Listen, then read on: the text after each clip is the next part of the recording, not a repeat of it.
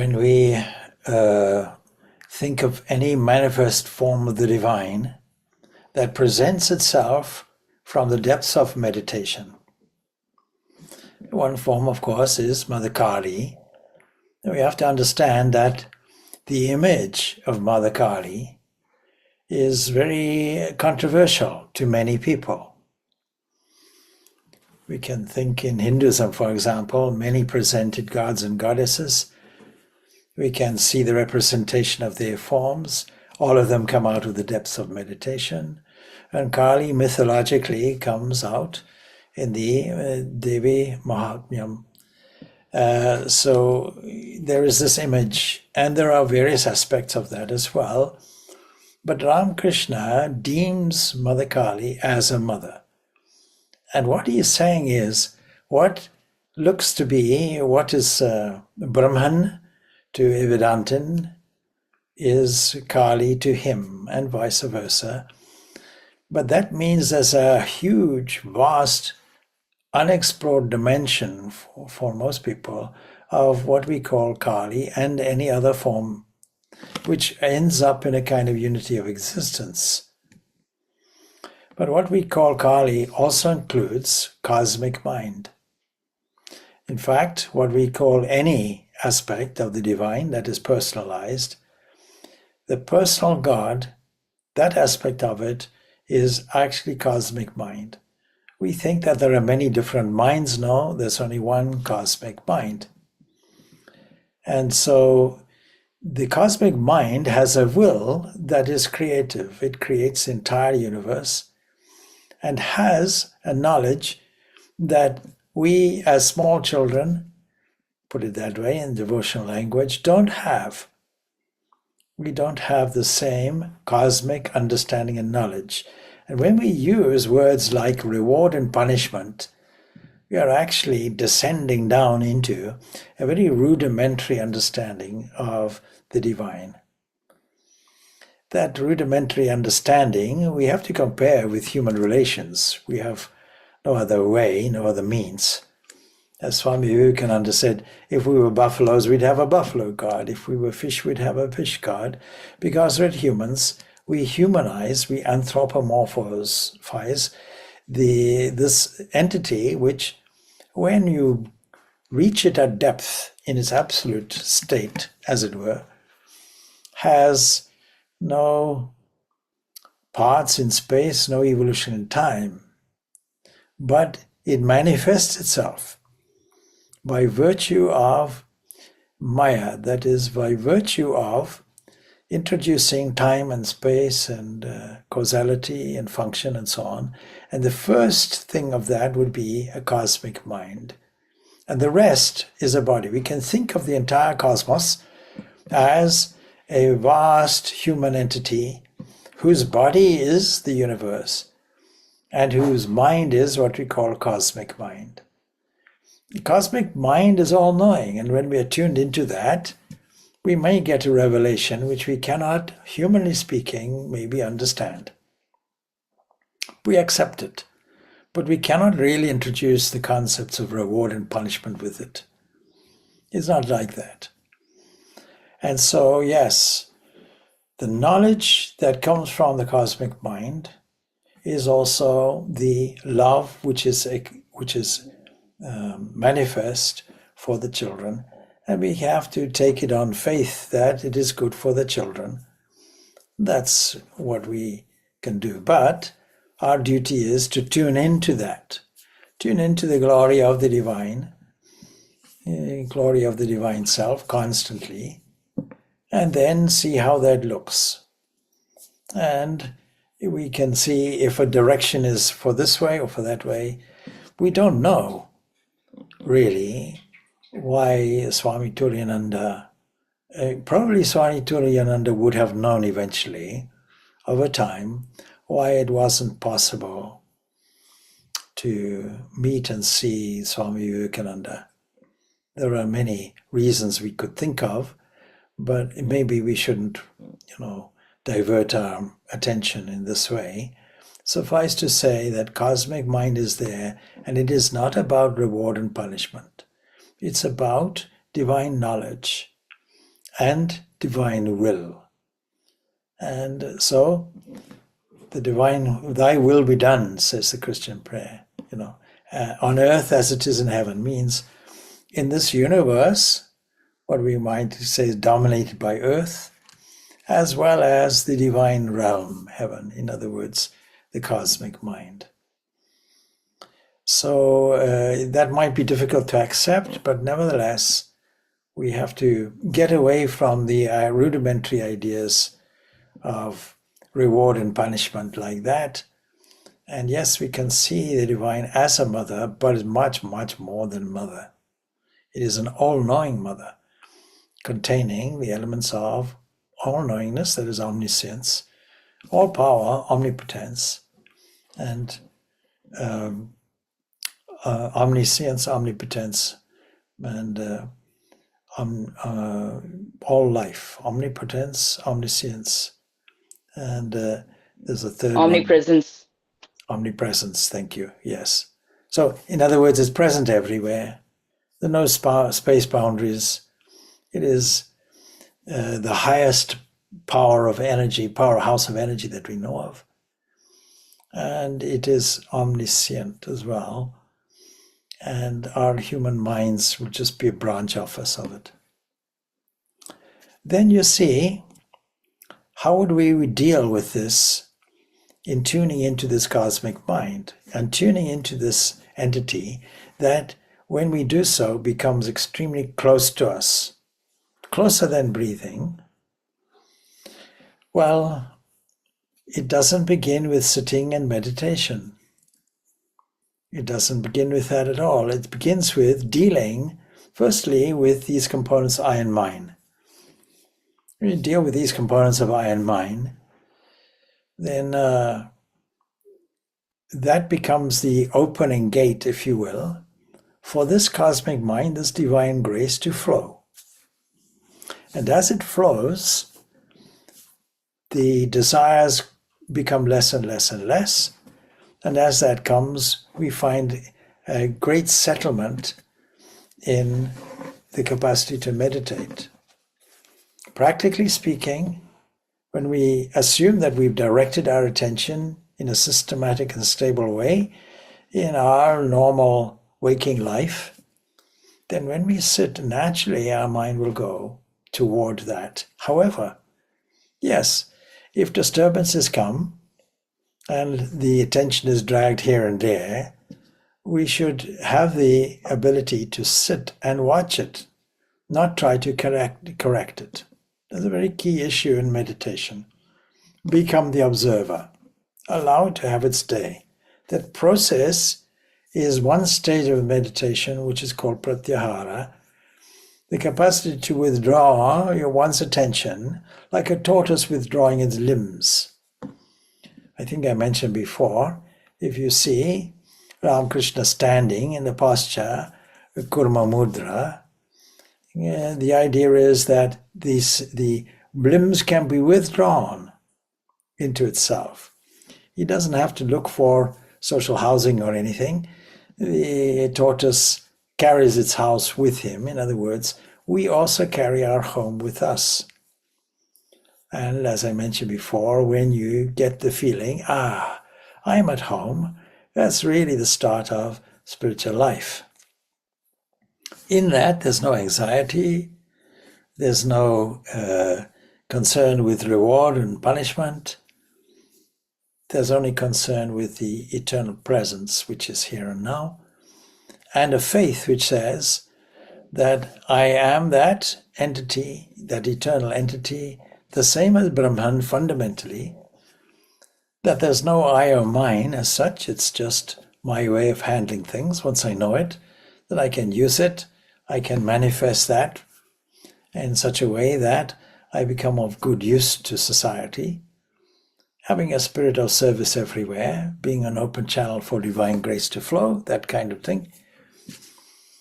And for that reason, that really becomes a kind of definition for nirvana, because all desires have gone.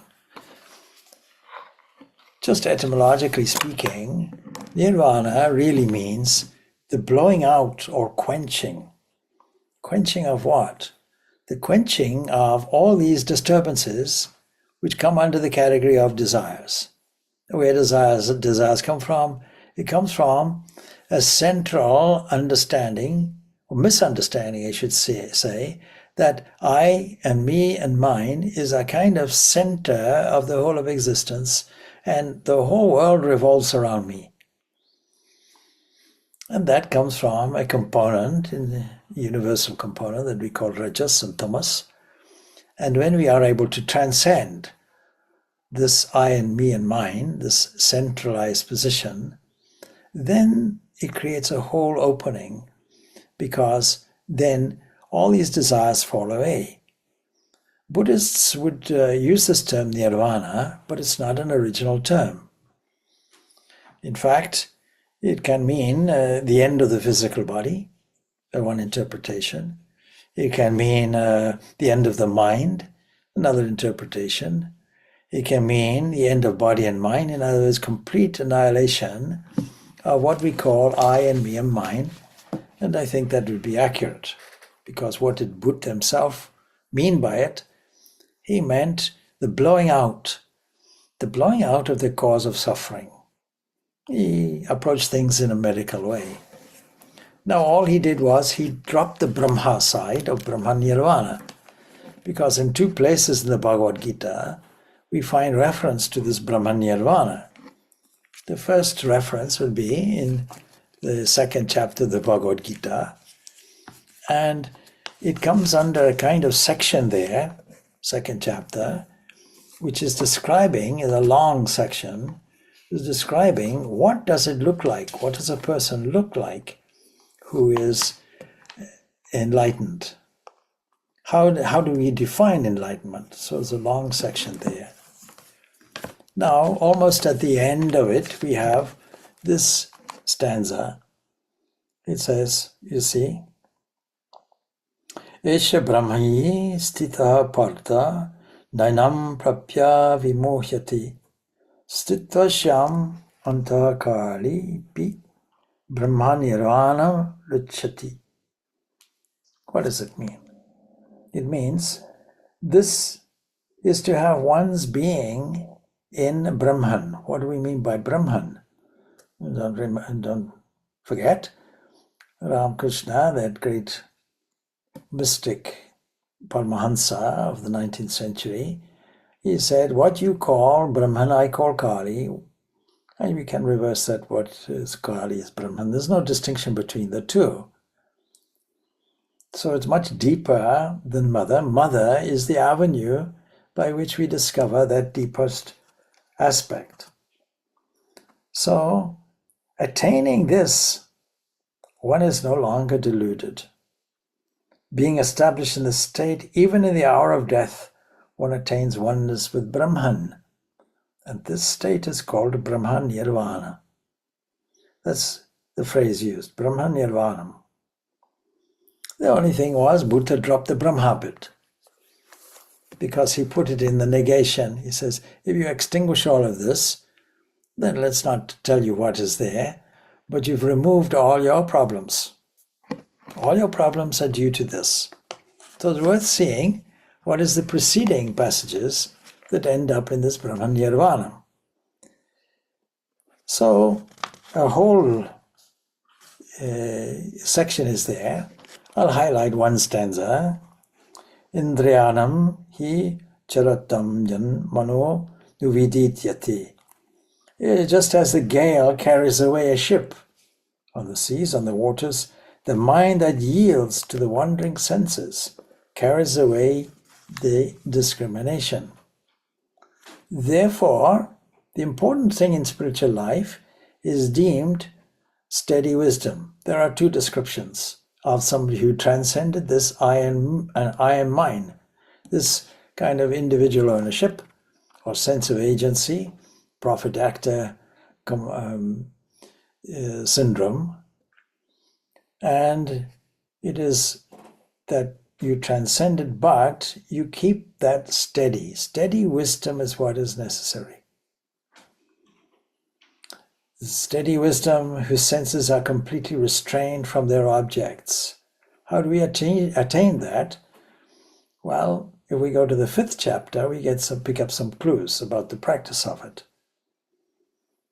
So there has to be a complete revolution of your mind in order to get the steady wisdom that leads to, or that is, can be defined as this nirvana, this extinction or blowing out of the cause of suffering, namely desires, passions, attachments. That comes under the heading of delusion. Because as rivers flow into the ocean, which though brimful remains undisturbed, even so the wise person, through whom all desires flow, attains peace, not the person who runs after the objects of desire. There's a scriptural phrase like this from Christianity: resist ye not evil, says Jesus. We don't resist these thoughts coming and going. We accept them, understanding the mind doesn't have that stability that comes from training in everyday life.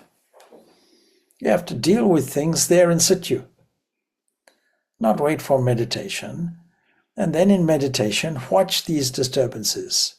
The fact of watching the disturbances means I'm not all these comings and goings. I'm not these waves. I'm the one who is independently, with a sense of humor also, watching these things come and go.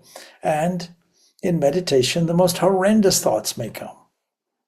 It's all right, watch them, and then allow them to go. And the very act of watching makes these waves, these disturbing waves, these out of control thoughts, as it were, it allows them to settle. Then we have to realize that how we observed them was because we have a faculty of attention. There's a medium, an observer, a medium of attention, a watching, and watching all these comings and goings, all these waves that come and go. And once that is settled, naturally you'll understand this requires patience. But we're not going anywhere. We're sitting in the divine presence, comfortably, and watching. And then as things settle, we are able to steer the attention. Now, this is also called Yoga Nidra. In France, I'm going to be assisting, not so far away from here, a process which is called Yoga Nidra. Nidra means asleep.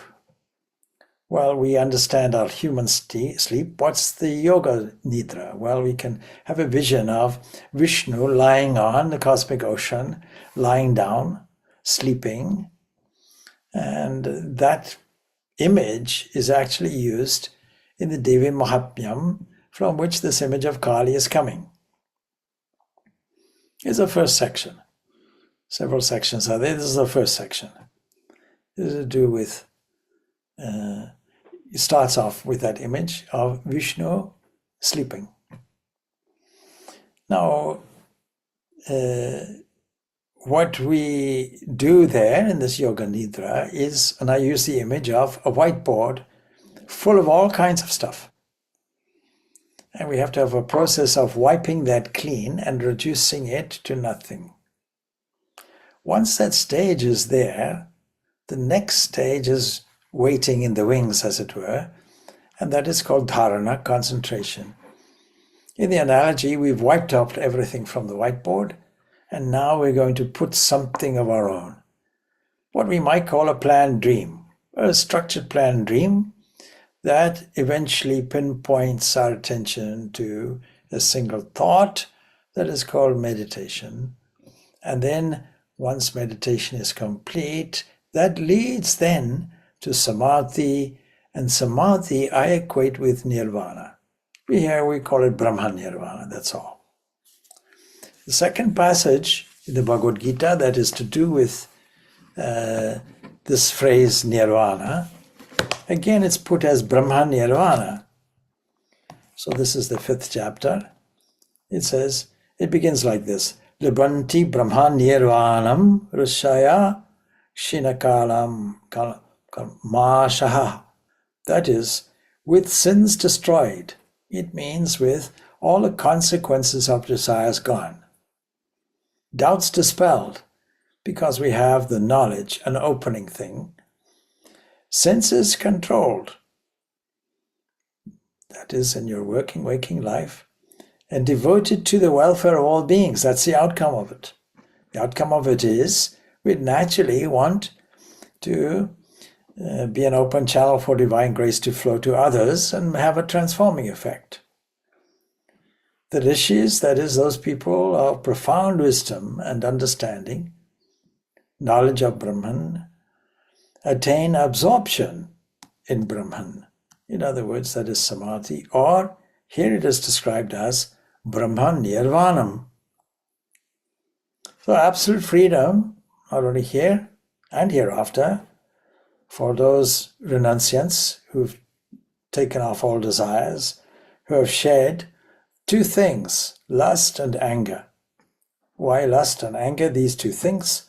Is because having subdued a central directive.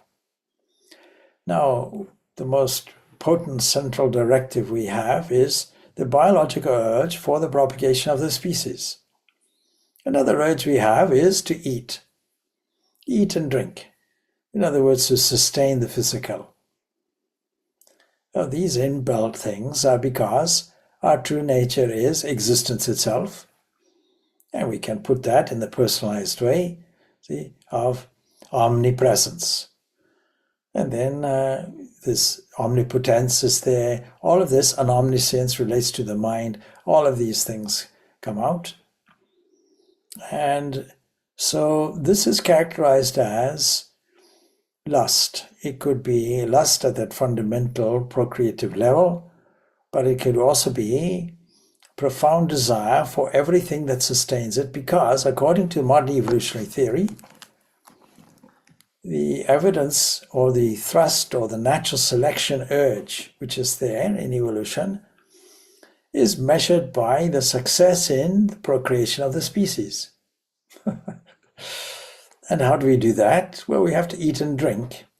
And when those desires are thwarted, it creates anger, ranging from frustration to outbursts.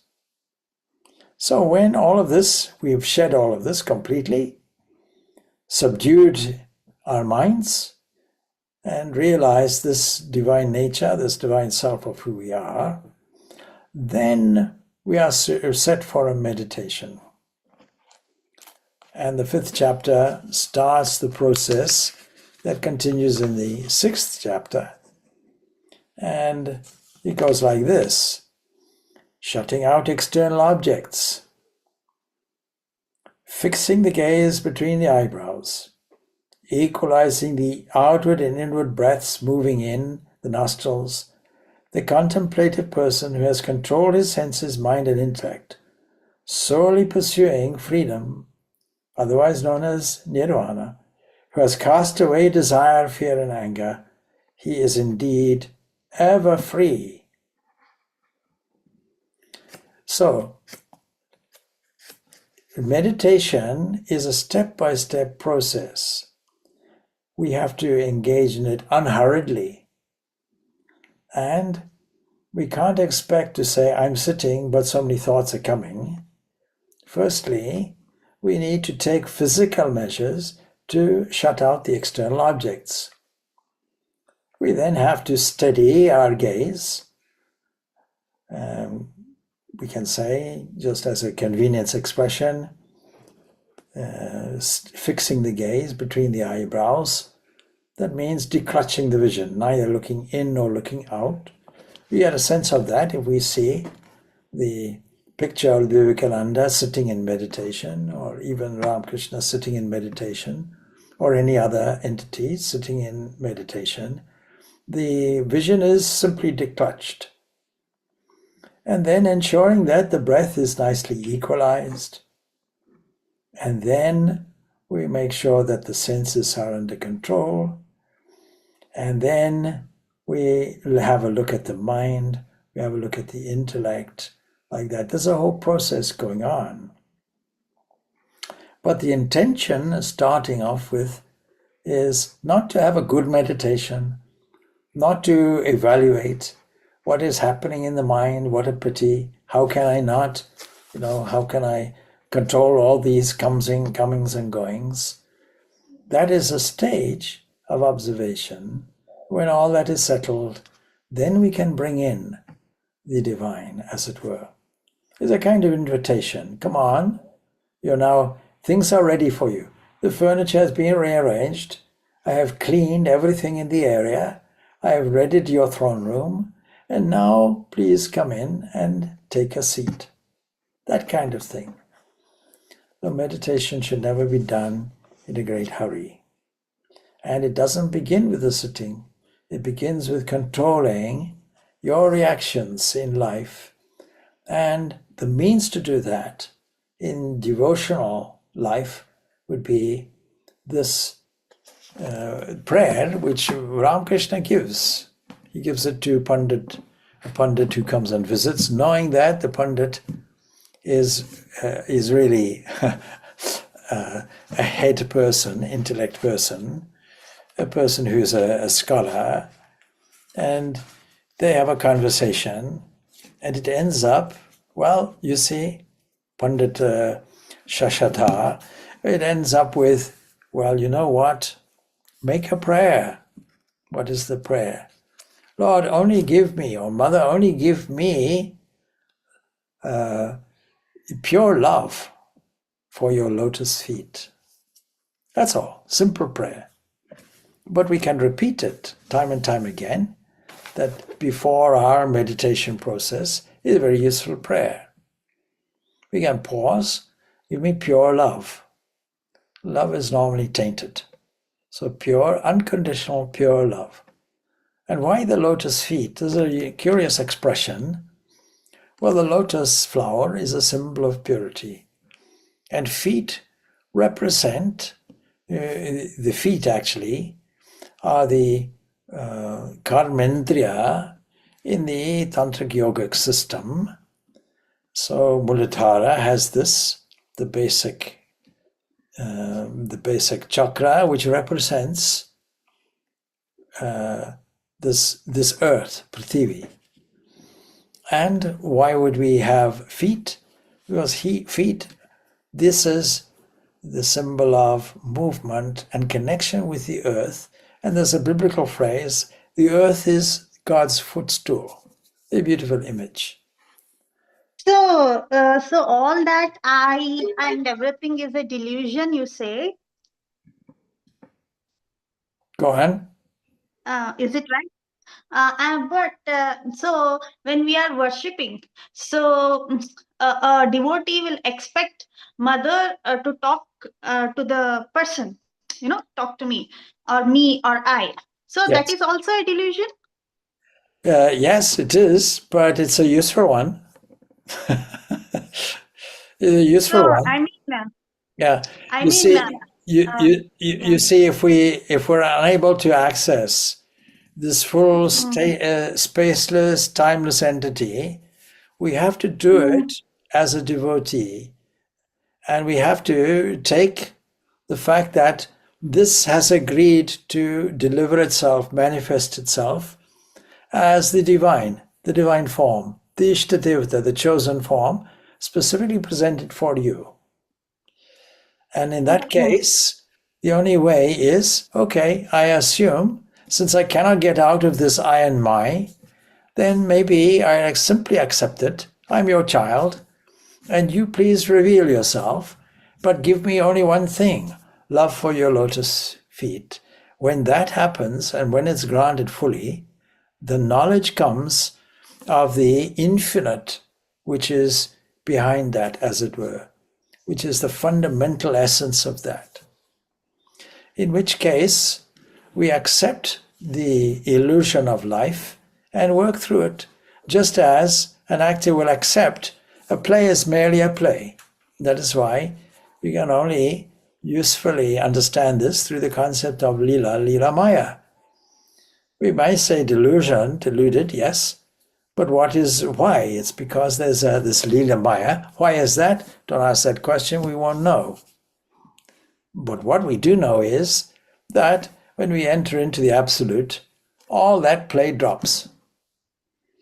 And so we have an example of that in our daily life, because our daily life is a round of conscious states. Waking, dream, dreamless sleep. In a dreamless sleep, all things, all this I and my is all gone. Even in a dream, the only I that exists is the player that plays all the parts in the dream. So it's a shifting thing. Now that happens anyway, but we specifically do away with it through these various methods. Firstly, because we are karma yogis, bhakti yogis, jnana yogis to an extent, and dhyana yogis, meditators as well. We use all these faculties. We acknowledge the presence of this diluted state, but since it seems so real to us, all right, let us play the game. With that philosophy behind us, we play all the parts, the part that is necessary for us to engage in this, and we use this delusion, we use this Maya to overcome it. Ramakrishna gives a few examples. If you have a thorn in your foot, you take another thorn to take it out. Another one, he gives a very funny example, I'm sure I've given so many times, and I elaborate the image. Imagine you're sitting in a railway carriage, and you see a man on the opposite side seated there, and he has a box with holes in, and the passenger opposite is curious enough to ask, make a conversation, socially conversationalist, and says, as a matter of curiosity, may I ask what is in the box? And the man with the box says, yes, it's a mongoose. Oh, why do you carry a mongoose around with you? It is to catch all these snakes. The man puts his feet up. Snakes? What snakes? Oh, don't worry. They're imaginary snakes. Why do you carry a mongoose for imaginary snakes? Oh, he lifts the lid. There's nothing there. He says, don't worry. I'm using an imaginary mongoose to catch the imaginary snakes. So that's our strategy, as it were. And we accept, okay, the sweetness of a relationship with the divine. And the divine presents us with this relationship in the form of a chosen ideal and says, come on, ask me what you want, whatever you want. Well, an immature child will say, well, I want candies and I want this and I want that and I want the other. A more mature child will say, oh, just give me pure love. And I accept your love also. I accept the flow of your love. And please give me pure love for your lotus feet. That's all that's asked for. I mean, I have one question. Suppose we all are delusion, then is she not mother? Then mother of who? If we are all delusion. Well, mother of us deluded children who are crying under our delusion, because delusion is a painful process. But mother is someone like, suppose for the deluded ones, if you have realized, then she won't be mother. You will be mother yourself, isn't it? Correct. Okay. May that happen for all. Mm-hmm. So the devotee is not worried about that, though. The devotee is enjoying the sweetness of the child-mother relationship, let's say, and doesn't really want to do away with that. But at the last moment, the river merges into the sea, is the analogy. I am the river. Okay. Are you a river independent versus other rivers? Well, my composition is water fundamentally.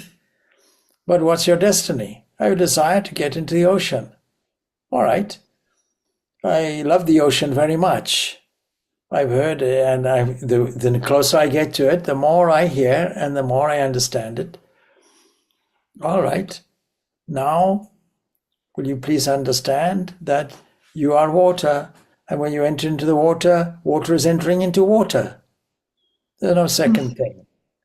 Understand it in principle, and then take up your devotion. That's it. But is it wrong to expect, like, suppose if God comes in one form, so in whichever form God can come, so is it wrong to expect, oh, she didn't talk to me, or she did not acknowledge me? Is it wrong to expect?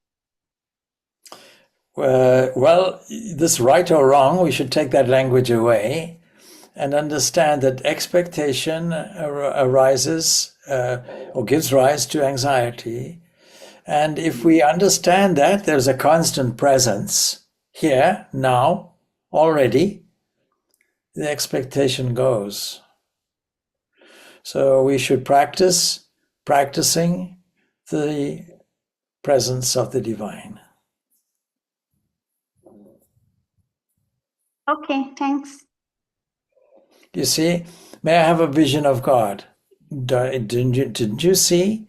On the retreat, we take a mindful walk. Do you see it in the leaves? Do you see it in the tree? Do you see it in the sky? Do you see it in the water? Do you see it in the air against the skin? Do you see it in the sun? Do you see it in the moon? Do you see it in the mountains? Do you see it in the flowers? Do you see it in the bees? Do you see it in the wild animals that may inhabit the forests? If you didn't see it, if you're expecting, let me see it in the future, there's a crude theology that says, don't worry about your happiness here, you'll get it in the afterlife. No, your happiness is right here, right now. Tune into it, you'll catch it. Okay. I can relate to Pranati's. When I was studying, I found the God, of the Old Testament was very, very harsh, and all the things that were done to the people traveling to the Promised Land and all that kind of stuff. But I just listening to everything here, old Shakespeare, nothing is good or bad, only thinking makes it so. And then the prayer, please grant me pure love, right? Just dwell on that. Wisdom, okay, dwell on that. Then after that, in regard to trying to, I don't know if analyze is the right word, what Pranati was talking about, wisdom, discernment and detachment, and bring oneself back to the flow of grace. Yes. So you see the Old Testament God, we have to see the context of it. Because what we call the Old Testament is a mix. It's a mix of proverbs, wise sayings, which are beautiful, mix of psalms, some of which are beautiful. They're the whole basis of Christian liturgy. We see some history, some reference to that. We see some philosophy. We see some elements of inner wisdom. And we see mythology.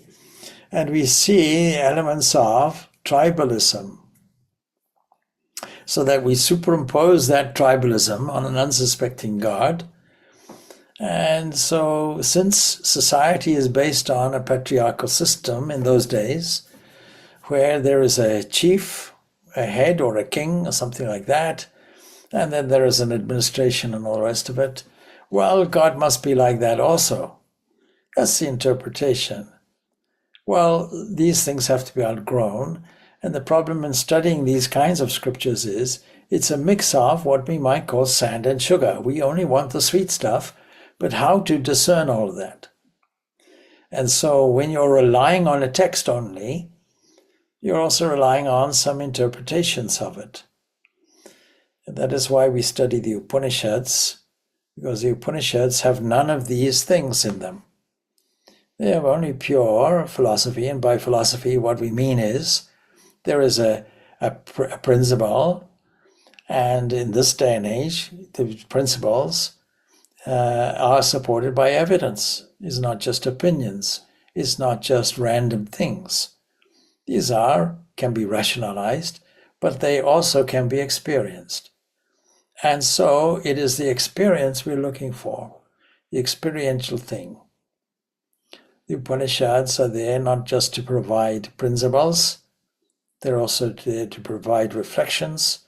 They're also there to provide the experiential aspect which is necessary through highly meditative passages. All of this is contained. Now, I'm not saying it's not contained in other scriptures, but we have to look for it. That's the problem. And so the Upanishads become a kind of universal baseline with which we can sort out the sand and sugar elements of other scriptures. That is why all these scriptures are categorized as what we call Shruti and what we call Smriti. Smriti, the thing that is remembered. And so any validation of any scripture will have to come back, in our view, to the Vedanta, that is the essence of truth, fundamental truth, which is universal inherently. That's our measure. That's our way of sorting out the sand and the sugar aspects of it. So yes, we cannot, you see, if we have a patriarch that is jealous and punishing, and we superimpose that on God, make him jealous and punishing. So that's the difficulty. Christianity brings a new dimension to it. It introduces a God of love. And so some thinking person called Marcion sees this discrepancy and says, actually, it looks like there are two gods. It looks like there's a God of the Old Testament, and it looks like there's a God of the new one. And so we'll delete all the things from the old and only accept the one of the new. And he had this great inspiration to make a compendium, a canon of scriptures. And that gave a clue to the early Christian leaders. Oh, we should actually follow suit. We should make an authorized canon of authentic scripture and stick to it. Otherwise, there's all kinds of things everywhere, hearsay everywhere. So that's the only thing I would say. Thank you. Thank you, Swamiji. That was really helpful. All right. Thanks, Swamiji.